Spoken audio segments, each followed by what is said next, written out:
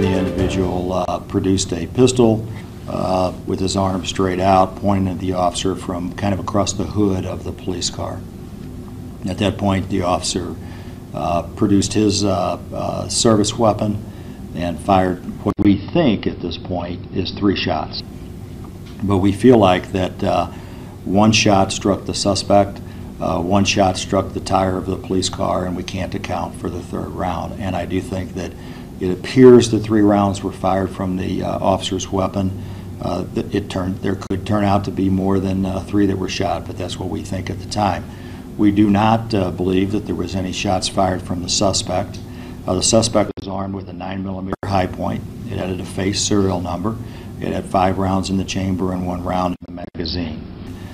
But we had about 200 to 300 people, a crowd of about 200 to 300 people gathered at the 6800 block of Hanley. In this case, unfortunately, we had several bricks thrown at officers, and we had 3 explosive devices that were used.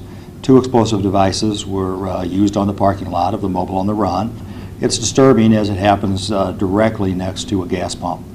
So, you really don't know that. A Florissant officer was injured trying to get away from that explosive. He's in the emergency room right now at a local hospital.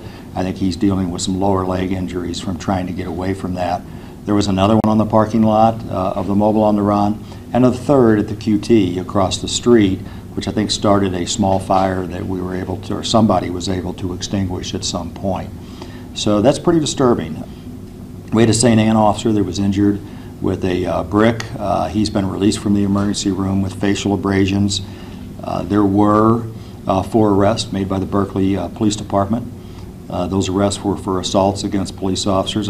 I understand the sentiment, and I understand the emotions, and I understand these young people are looking for something, but I think we need to understand the context of what happens down there with these kind of situations. Was he known to law enforcement in the area? Well, I think we're looking at 3 assaults, an armed robbery, armed criminal action, unlawful use of a weapon, again, some other stealing charges. So, I mean, he was known to law enforcement. I know there was arrests that were made in Berkeley. I know there was arrests that were made in St. Louis County.